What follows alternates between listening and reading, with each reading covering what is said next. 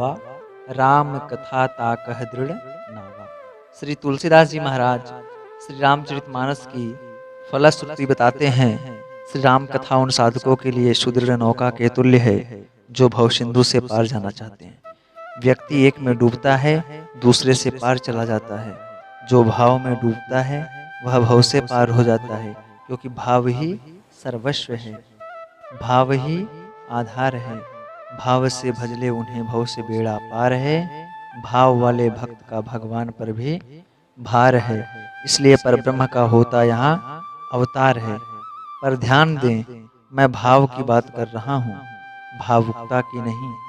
श्री रामचरितमानस में दो उदाहरण ऐसे दिए गए हैं जिनसे भाव में और भावुकता में अंतर स्पष्ट होता है। भगवान श्री राम के गुणों का स्मरण करके श्री भरत जी मगन होते हैं, लेकिन दूसरी ओर संकेत है कि कुंभकर्ण भी मगन हुआ। पर दोनों में अंतर क्या है?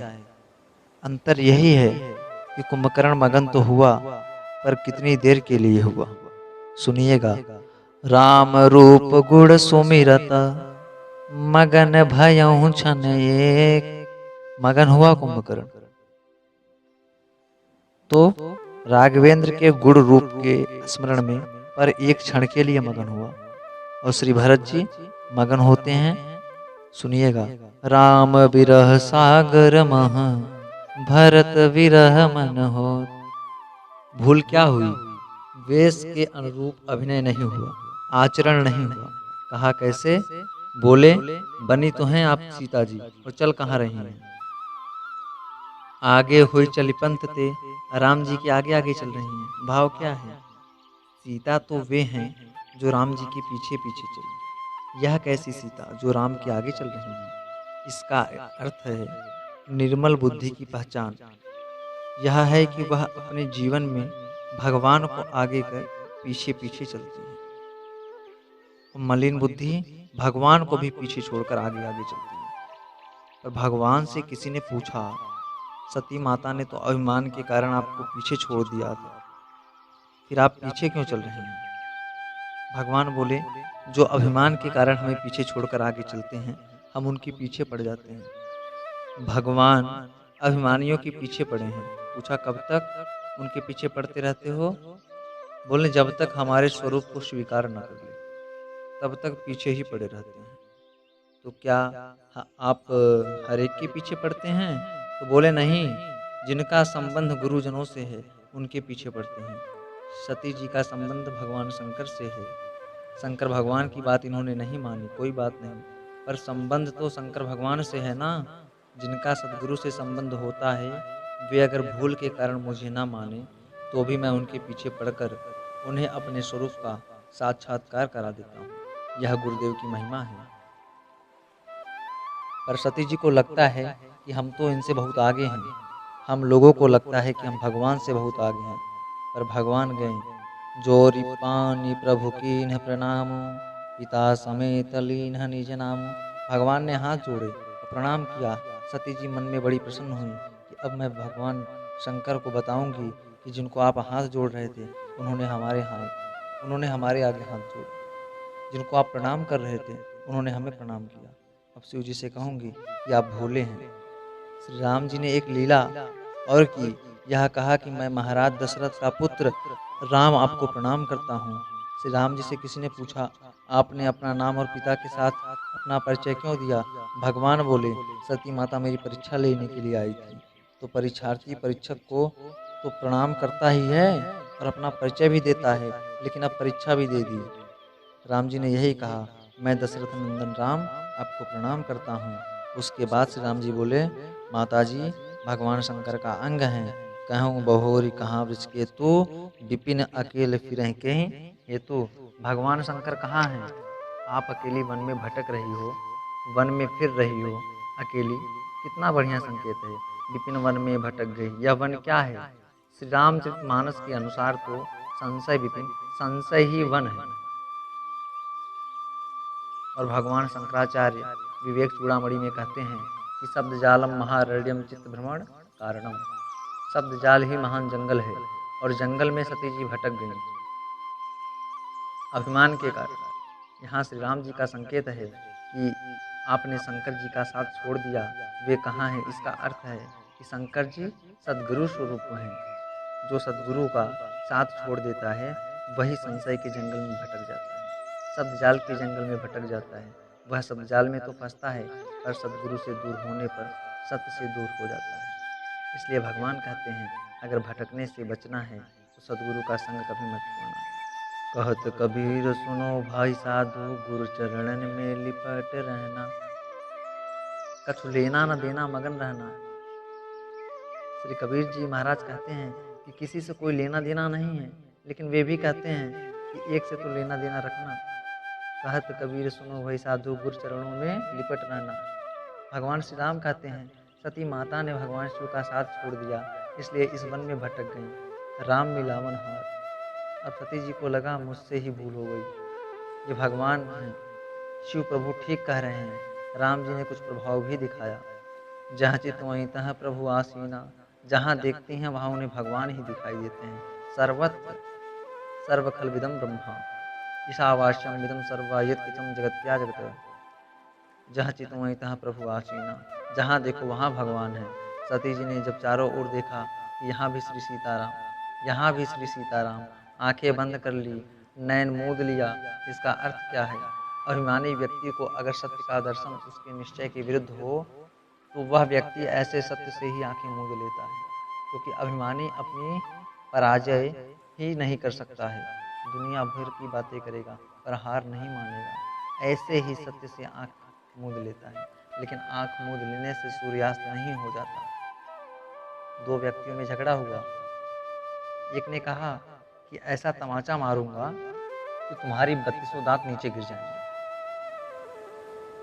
तो दूसरा अधिक क्रोध में था, बोला ऐसा तमाचा मारूंगा कि तुम्हारे 64 दांत नीचे आ जाएंगे। और तीसरा बोला कि जरा होश में, 64 दांत होते भी हैं। पर वह तो अभिमानी व्यक्ति था, उसने अपनी गलती नहीं मानी। बोला मैं जो कह रहा हूँ बिल्कुल ठीक कह रहा हूँ। उसने बोला क्या ठीक कह रहे हो, 64 होते ही नहीं हैं। तो कहा कि मैं पहले से ही जानता था कि हम दो के झगड़े में तुम तीसरे जरूर बोलोगे, इसलिए 32 तुम्हारे भी जोड़ लिए, 64 पूरे हो गए। यह अभिमानी का एक उदाहरण है। ध्यान रहे, आंख मूंद लेने से सूर्यास्त नहीं होता। तर्क देने से कोई विजयी हो ही जाए यह आवश्यक नहीं है। तर्क करने से परमात्म बुद्धि प्राप्त नहीं होती। महाभारत में युधिष्ठिर और यक्ष के संवाद में यह बात आई है। तर्को अप्रतिष्ठा श्रुतियो विभिन्ना, नैको ऋषियश्च मत प्रमाणम, धर्मस्य तत्त्वनिहितम, गुहायम महाजनो येन गतः सपंथा। तर्क की कोई प्रतिष्ठा नहीं है। अब सत्य के विरुद्ध कोई तर्क दे, सत्य असत्य तो बिल्कुल नहीं होगा। एक व्यक्ति पढ़कर आया, माता पिता ने बड़ी प्रसन्नता का अनुभव किया कि हमारा बेटा पढ़कर आया है। माँ ने पूछा कैसी पढ़ाई पढ़ी? तो बेटा बोला असंभव को संभव सिद्ध कर दूंगा, असंभव को संभव में सिद्ध कर दूंगा। माँ बोली असंभव तो संभव हो ही नहीं सकता। चलिए बातें बाद में करेंगे, तू पहले 2 लड्डू रखे हैं पात्र में, उन्हें खाकर तू पहले जलपान कर ले, लड्डू खा ले। बेटा बोला चमत्कार दिखाऊं? माँ बोली कैसा? बेटा बोला लड्डू कितने हैं? माँ बोली 2। बेटा बोला 3। माँ बोली 3 कैसे? बेटा बोला अभी सिद्ध कर दूं, यही तो चमत्कार है। बाप भी आकर पास में बैठ गया कि 3 लड्डू कैसे करता है। माँ से बोला बेटा कि गिनो लड्डू कितने हैं। एक लड्डू पर हाथ रखकर माँ बोली 1, दूसरे पर हाथ रखा, बोला 2। बेटा बोला 2 और 1 3। गणित कहता है, शास्त्र की बात है यह कि 2 और 1 जहाँ इकट्ठे होंगे 3 होंगे ही। माँ की मजबूरी यह कि इसको 1 कहे और दूसरे को 2 कहे। गिनना उसको ऐसे पड़ेगा, 2 1 3 हो जाएगा जोड़ने पर। वह तुरंत कह दे कि 2 और 1 3। पर माँ ने कहा कि बेटा मैं तेरे तर्क का उत्तर तो नहीं दे सकती, पर यह सत्य नहीं है। लेकिन पिता बड़ा चतुर था, वह भी तो उसी का पिता था। वह बोला कि बेटा हम मान गए कि लड्डू 3 हैं, पर एक काम करो। क्या? पिता बोला एक लड्डू तुम्हारी माँ खा लेगी, दूसरा लड्डू मैं खा लूंगा, तीसरा तुम खा लेना। हाथ लगा क्या? तो तर्को अप्रतिष्ठा, तर्क एक सीमा तक होनी चाहिए। तत्व को जानने के लिए तर्क की परंपरा है, पर तर्क की शक्ति सामर्थ्य एक सीमा तक है। तर्क अपने को छिपाता है, दूसरे को काटकर फेंकता है। सती जी ने आंखें मूंद ली, लौट आई, सोचने लगी कि मैं शिव जी से क्या कहूँ। जायूं उतर अब दे हूँ कहाँ, क्या उत्तर दूंगी। किसी तरह गई। भगवान शंकर ने जब देखा महापुरुषों की दृष्टि है, शिव जी मुस्कुराए और मुस्कुराकर पूछा, दीप महेश तब हंस पूछी कुशलात। तो भगवान शंकर हंसे और पूछा, सती कुशलता है। सती जी बोली, आप मेरी कुशलता के बारे में क्यों पूछ रहे हैं। शिव जी बोले, जो भगवान की परीक्षा लेने जाए उसकी कुशलता में संदेह रहता है। सती जी बोले कि पूरी तरह कुशलता है। शिव जी बोले कि भगवान की परीक्षा लेने पर कुशलता बनी रहे यह उसकी कृपा ही है। तो किस विधि से परीक्षा आपने लिया। लीन परीक्षा कमन विधि, कहूँ सत्य सब बात, सत्य बोलना। कछु न परीक्षा लीन गोसाई, कीन प्रणाम तुम्हारे नाहीं। सती जी झूठ बोल गई कि मैंने कोई परीक्षा नहीं ली। अब शिव जी को लगा कि परीक्षा लेने गई थी, परीक्षा ली नहीं तो गई क्यों थी। सती जी बोली, प्रणाम किया। भगवान बाबा ने पूछा, कैसे प्रणाम किया। बोली, बस आपकी तरह। तो शंकर भगवान को संशय हुआ कि हमारी तरह प्रणाम करना था तो यहीं से कर लेती जहाँ से हमने किया, कोई बात अवश्य है। तब शंकर देखे धर ध्यान, सती जो कीन चित्त सब जाना। भगवान शंकर ने ध्यान में जाकर देखा, सती जी ने जो किया था वह सब जान लिया, लेकिन कहा कुछ नहीं। कृपा सिंधु शिव परम अगाधा, सती जी ने अब तो नहीं बाद में अनुभव किया। प्रगट न कहूँ मोर अपराधा, शंकर भगवान जान गए पर कहा कुछ नहीं। तो क्या सती जी पर क्रोध आया उन्हें। शिव किसी पर भी क्रोध नहीं करते। सती कीन्ह सीता कर वेसा, शिव उर भयं विषाद विशेषा। विषाद तो हुआ पर क्रोध नहीं हुआ, बल्कि भगवान शंकर ने तो हाथ जोड़ लिए, आकाश की ओर देखा, हाथ जोड़े सिर झुकाया। श्री तुलसीदास जी से किसी ने पूछा, भगवान शिव किसे प्रणाम कर रहे हैं। तुलसीदास जी ने कहा, भगवान मन ही मन कह रहे हैं, हे राम जी आपकी माया को प्रणाम। बहुरी राम माया ही सिर नावा, क्योंकि पहले ही कह चुके, हो यही सोई जो राम रचि राखा, को कर तर्क बढ़ावे शाखा। अस कहीं लगे जपन हरिनामा, और जब जो हुआ भगवान की माया की वजह से हुआ है। भगवान की माया को प्रणाम। प्रेरि सतहि जो ही झूठ कहावा। सती जैसी दिव्य देवी पति से झूठ बोल जाए, यह भगवान की माया के कारण ही हुआ होगा। राम कीन चाहि सोई होई, करे अन्यथा अस नहीं कोई। भगवान शिव तो प्रत्येक घटना में अपने इष्ट देव का संकल्प ही देखते हैं, यही उनकी विशेषता है। लेकिन कठिनाई एक है कि सती जी ने सीता का रूप बनाया। अब सती के प्रति पहली बुद्धि कैसे रखें। त्याग नहीं किया जा सकता सती जी का, क्योंकि वे परम पवित्र हैं, और पत्नी बुद्धि रखने से भक्ति की मर्यादा बिगड़ेगी, पाप होगा त्याग से। संसारी लोग भी पत्नियों का त्याग करने लगेंगे। प्रकट न कहत महेश कछु, हृदय अधिक संताप। क्या करूं, मुझे भी प्रेरणा करो।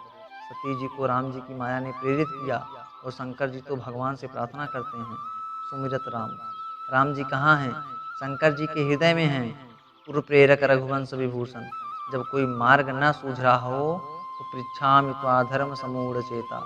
जैसे अर्जुन भगवान श्री कृष्ण से कहते हैं, कार्पण्य दोषो अपहत स्वभावा, पृच्छामि त्वाधर्म समूढ़ चेता।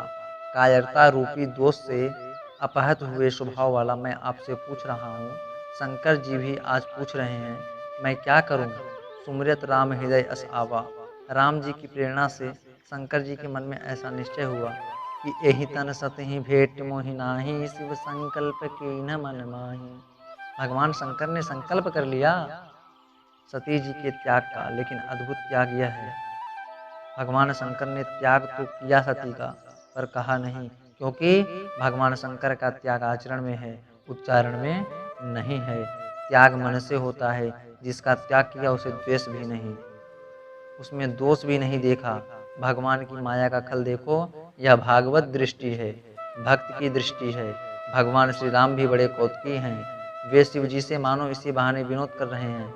सती जी से भगवान शंकर ने कुछ कहा नहीं, मन ही मन त्याग का संकल्प कर लिया, तो परिस्थिति ठीक बन गई। लेकिन भगवान ने लीला क्या की। चलत गगन भय गिरा सुहाई, जय महेश भली भगत दृढ़ाई। आकाशवाणी हुई कि हे शंकर भगवान आपकी जय हो, जय हो। आपकी भक्ति की दृढ़ता अद्भुत है। चलो इतनी ही आकाशवाणी होती तो भी कोई कठिनाई नहीं थी। फिर कहा, असफन तुम बिन करहीं को आना। ऐसी प्रतिज्ञा आपके अतिरिक्त और कौन कर सकता है? आप विचार करके देखो, यह आकाशवाणी भगवान के द्वारा ही हुई है। इसकी आवश्यकता क्या थी? भक्त की दृढ़ता की परीक्षा यह राम जी की लीला का उद्देश्य है। जैसे कोई व्यक्ति खूंटी गाड़ता है तो पृथ्वी में उसे गाड़ते समय हथौड़ी तो मारता ही है, खूंटी को पकड़कर फिर हिलाता भी है।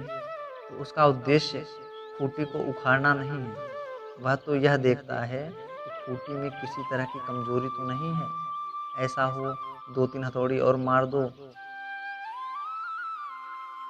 भगवान शिव कैसे वैष्णव है? श्रीमद् भागवत में कहा, वैश्वाना यथा शंभु। भगवान शिव कैसे भक्त हैं? उनकी महिमा प्रकट करने के लिए राम जी यह लीला कर रहे हैं। अब आकाशवाणी हुई कि हे शंकर भगवान, आपने जैसे प्रतिज्ञा की ऐसे कोई नहीं कर सकता। सती जी ने भी सुनी तो सती जी तो पूछेंगी ही कि न कमनपन कहूँ कृपाला, क्या प्रतिज्ञा की है, हमें सच सच बताओ। भगवान को मन ही मन हंसी आई कि सती जी मुझसे स्वयं तो झूठ बोल गईं और आशा कर रही हैं कि मैं उनसे सत्य कहूँ। ऐसा ही होता है, चोर भी ईमानदार होते हैं। कब? बंटवारे के समय। चोरी बेईमानी से करेंगे और जब चोरी किए हुए सामान का वितरण हो तो कहेंगे बंटवारा ईमानदारी से होना चाहिए। ठीक ठीक हिस्सा मिलना चाहिए। दूसरों से असत्य बोलने वाले भी आशा करते हैं कि सामने वाला उनसे सत्य ही बोले। दूसरों से कड़वे वचन बोलने वाले सोचते हैं कि सामने वाला प्रिय बोले। यह संभव नहीं है, पर संत इसलिए विधि हरिहर कवि को विद बानी, कहत साधु महिमा सकुचानी। संत महापुरुष इसके अपवाद हैं। आम के वृक्ष पर कोई पत्थर मारे तो वह फल गिरा देता है। संत तो निंदा करने वाले का भी कल्याण करते हैं। खोद खाल धरती सहे, काट कूट बन राय, कुटिल बचन साधु सहे, सबसे सहा न जाए। अपकार करने वाले का भी उपकार करते हैं संत।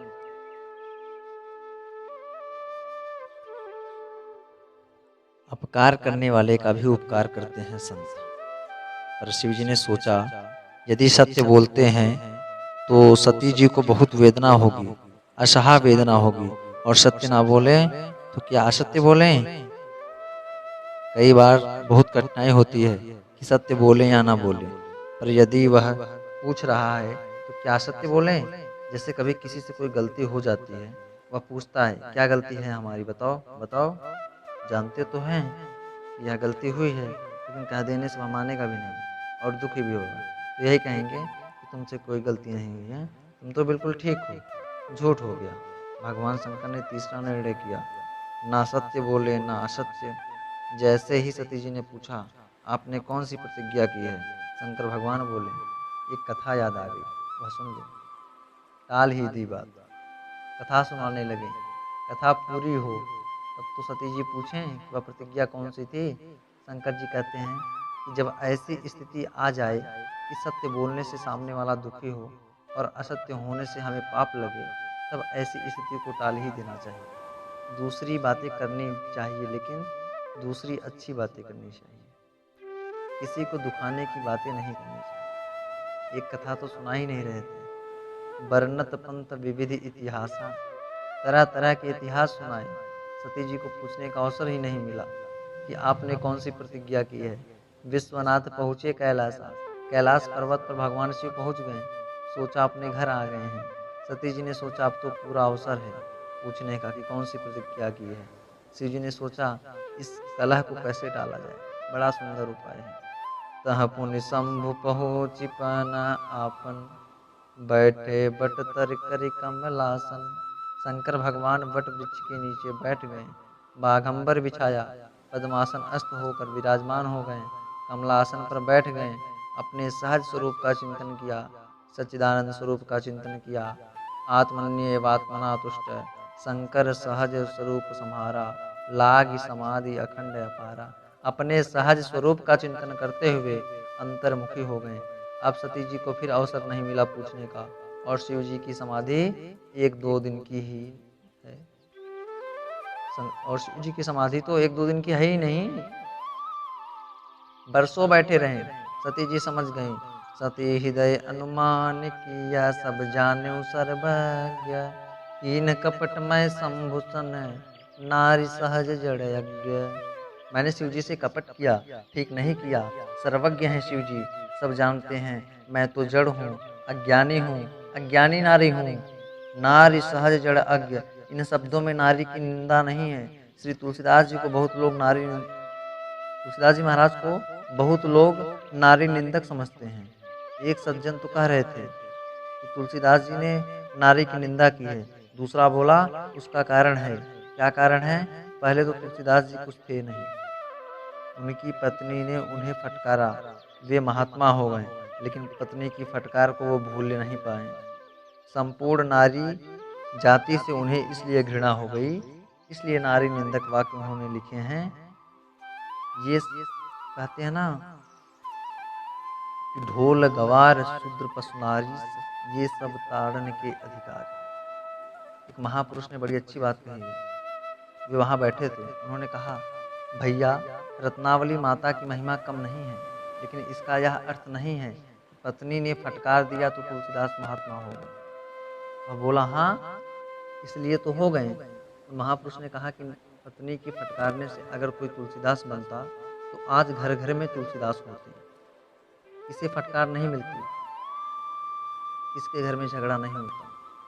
अरे जिस दिए में बत्ती हो, तेल हो, उसको जलाने के लिए माचिस की एक तीली काफ़ी है। जिस दिए में न तेल है न बत्ती है, उस पर माचिस की सीके रगड़ डालो, कुछ नहीं होने वाला। यहाँ नारी सहज जड़ अज्ञा कहा, किसने कहा? किसने है? माता ने कहा, सती माता ने कहा। यह नारी निंदा नहीं है, यह नारी के मुख के द्वारा उक्ति कहलाई गई है। यह नारी हृदय की विनम्रता है, यह सती जी के हृदय का वैशिष्ट्य है। पर शंकर जी ने अभी उच्चारण से नहीं, अपने आचरण से बता दिया कि सती हमने तुम्हारा त्याग कर दिया। प्रभु मोहि तजो हृदय अकुलानी। सती जी अत्यंत दुखी हो गई और अंत में यही प्रार्थना करती हैं कि झूठों बेग दे यह मोरी, अब तो मेरा देहांत हो जाए वो ठीक है। शंकर विमुख जियावश मोही, शिव जी से अलग रहकर मैं जीवित नहीं रह सकती। 87,000 वर्ष बीते, तजी समाधि संभो अविनाशी। राम नाम शिव सुमरन लागे, जाने सति जगतपति जागे। भगवान शिव बहिर्मुख हुए, राम राम का सुमरन किया। सती जी समझ गईं भगवान शिव जागे हैं, वे गई वहाँ। जाय शंभु पद वंदन कीन्हा, सन्मुख शंकर आसन दीन्हा। सती माता ने भगवान शंकर के चरणों में प्रणाम किया तो शिव जी ने बैठने के लिए समक्षासन दिया, वाम भाग में नहीं सामने। जब सती जी को सामने आसन मिला तो सती जी को सब कुछ समझ में आ गया कि भगवान शंकर ने मेरा त्याग कर दिया है। अत्यंत दुखी हैं सती माता।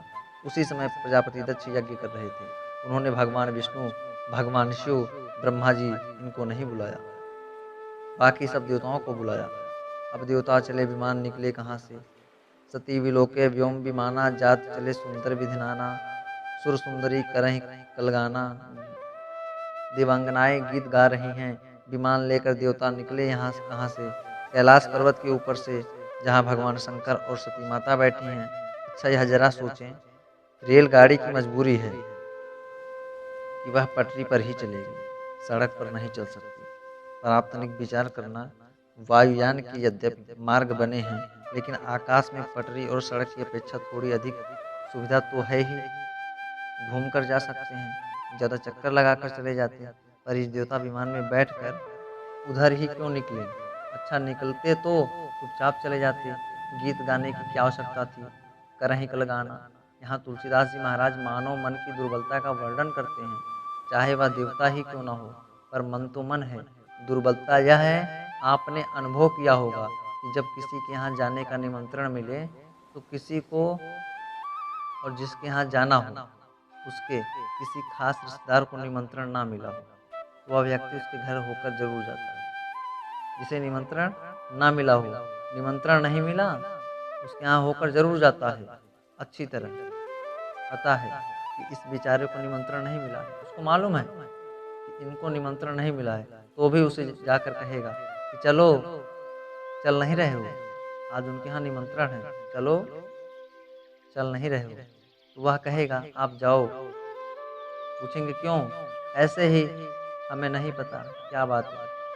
वो कहेगा कि निमंत्रण नहीं दिया। तो ऐसे अभिनय करेंगे कि जैसे इन्हें पता ही ना हो। अरे आपको निमंत्रण नहीं दिया। अरे आपको निमंत्रण नहीं मिला? आपको, आप तो उनके बहुत खास हैं। आप दोनों का तो ऐसा व्यवहार, दो शरीर का एक प्राण, आपको निमंत्रण नहीं मिला? आपको क्यों मजाक करते हो? आपको तो वह छोड़ ही नहीं सकते। वह कहेगा नहीं, सचमुच नहीं मिला। नहीं, सचमुच ऐसा हो ही नहीं सकता। लेकिन तुम्हारी सौगंध नहीं मिला। फिर बोला है, अरे राम राम राम, यह तो उन्होंने बहुत गलत किया। उन्हें ऐसा नहीं करना चाहिए था। हमारा तो मन खट्टा हो गया। आप कहो तो हम भी न जाएं। अब कौन कहेगा कि तुम मत जाओ? वह कहेगा कि आप मत जाओ, क्या बताएं? आप कह रहे हैं इसलिए जा रहे हैं। आप कह रहे हैं तो इसलिए हम जा रहे हैं। हमारी तो इच्छा ही नहीं रही। बड़ा उदासी का चेहरा बनाकर बात करेंगे, लेकिन जैसे ही निकलेंगे आपस में एक दूसरे से कहेंगे, देखा, बड़े खास बनते थे। ये बैठे हैं और हम जा रहे हैं। इसको कहते हैं पर पीड़न रति। दो में विरोध हो जाए तो जोड़ने की चेष्टा नहीं करेंगे। उसमें रस लेकर उसे बढ़ाने की प्रवृत्ति में व्यक्ति को सहज मजा आता है। ऐसा हुआ, एक व्यक्ति गिर गया गड्ढे में, निकल नहीं पा रहा था। सड़क पर से कई लोग निकल रहे थे। एक बोला, गड्ढे में गिरा है। दूसरा बोला, जल्दी में है, नहीं तो जरूर निकालते हैं। भैया माफ़ करना, चले गए। तब दो पीछे से आए, अरे भाई गड्ढे में गिरा है ये आदमी। दुनिया है, तुम किस किस को देखोगे? जो जिसका जैसा भाग्य है वह भोग रहा है। तुम तो चलो। इसी तरह बातें करते लोग निकल रहे थे। अंत में एक व्यक्ति आया। उसने गड्ढे में पड़े हुए व्यक्ति को देखा और मुस्कुराया। तुरंत नीचे उतरा, गड्ढे में उतरा और गड्ढे में पड़े हुए व्यक्ति को आस बंधी, हाथ पकड़कर बोला, भैया तुम्हारी बड़ी कृपा जी, जो हमें निकालने के लिए आप गड्ढे में उतरे। वह बोला, ऐसी बात नहीं है, देखो धोखे में मत रहना कि हम तुम्हें गड्ढे में से निकालने के लिए उतरे। वह आगे बोला, हम कवि हैं, हमारी कोई सुनता ही नहीं है, समाज में हमारी कोई पूछ ही नहीं है। हमारी कविता शुरू होते ही श्रोता भाग जाते हैं, तो हमें ऐसे ही श्रोता की जरूरत थी जो भाग न सके। भाग्य से तुम मिल गए हो, तुम गड्ढे में पड़े रहो, नहीं तो हमारी कविता कौन सुनेगा। बस यही दशा हमारी है कि अगर तुम दोनों में समझौता हो गया तो हमें पूछेगा कौन। ये देवता भी शंकर जी के ससुर हैं। प्रजापति दक्ष, इतना खास संबंध, लेकिन किसी कारण हो गया मतभेद, तो ये उस भेद का मजा लेने जा रहे हैं। वहीं से विमान निकले, वहीं से गीत गाती हुई देवांगनाएं जा रही हैं। जान लो कि हम कौन हैं, कहाँ जा रहे हैं। ऊपर से ही हवाई जहाज निकले कि देख लें कि देवता जा रहे हैं। शंकर भगवान ने कहा कि यह और मुसीबत। उचित तो यह था सब देवता मिलकर दक्ष से कहते कि क्या बात है, पहले आप चलो। शंकर जी से भी कहते हैं कि आप कृपा करो। उनसे कहते हैं कि शंकर जी को सबसे पहले निमंत्रण दो। वे महादेव हैं, हम देव हैं। हम तुम्हारे हैं, लेकिन देवों में वे ऊँचे हैं, खास हैं। ऐसा तो कहा नहीं किसी ने। मजा ले रहे हैं सब। विमान वहीं से निकाले और शंकर भगवान सब सह गए। शांत, जो भगवान की इच्छा, जाहि विधि राखे राम ताहि विधि रहिए। अच्छा, बात क्या थी? शिव जी आगे बता रहे हैं। सती जी ने पूछा कि हे प्रभु, देवाधिदेव महादेव, ये सब देवता कहाँ जा रहे हैं? शंकर भगवान ने कहा, प्रजापति दक्ष यज्ञ कर रहे हैं। सती बोली कि पिताजी के यहाँ यज्ञ है? शिव जी ने कहा, हाँ, पिता यज्ञ सुनि कछु हर्षानी। पिता के यहाँ यज्ञ है, यहाँ जाना तो हर्षित हुई। सती जी ने पूछा, आप नहीं चलेंगे यज्ञ में? पिता के यज्ञ हो रहा है, आप नहीं चलेंगे? धन्य है भगवान शंकर, दूसरा कोई होता तो नाराज हो जाता और वो यही कहता कि अच्छा, हमें तो बुलाया नहीं। एक तो हम वही अपमान का जहर पिए बैठे हैं और ऊपर से तुम चली जाओ, हमें कोई मतलब नहीं, दोबारा नाम मत लेना हमसे। लेकिन शंकर भगवान ऐसा बिल्कुल नहीं कहते हैं। सती जी ने पूछा, पिताजी के यहाँ यज्ञ है?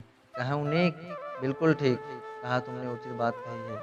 मोरे मन भावा, मेरे भी मन में इच्छा है कि इस बहाने मैं चलता, लेकिन एक बात अनुचित हो गई। क्या? यह अनुचित नहीं, नेमत उठावा, निमंत्रण नहीं दिया। सती जी ने फिर प्रश्न किया, क्या पिताजी के यहाँ से भी निमंत्रण मिले तब जाना चाहिए? अरे, अपने पिता के घर जाने में किस निमंत्रण की आवश्यकता है, किस औपचारिकता की आवश्यकता है? शंकर जी बोले, निमंत्रण उन्हें नहीं दिया क्योंकि वे विरोध मान गए। अच्छा, किस बात को लेकर विरोध मान गए? कहा हमारी गलती थी तो नहीं, पर उनको लगा कैसे? कहा कि ब्रह्मा जी की सभा में प्रजापति होने पर दक्ष का सम्मान हो रहा था। शिव जी बोले हम भी बैठे थे, पर हम समाधिस्थ थे। दक्ष के समान में सब उठकर खड़े हुए, हम होश में ही नहीं थे जो उठकर खड़े होते। हम तो भीतर डूबे हुए थे और दक्ष को यह संदेश हो गया कि इन्हें हमारा सम्मान सहन नहीं हो रहा है, इसलिए जबरदस्ती आंखें बंद करके समाधि का बहाना करके बैठे हैं कि सम्मान में उठकर खड़ा न होना पड़े। अच्छा, एक बात बताना कि शंकर जी ने दक्ष का विरोध किया?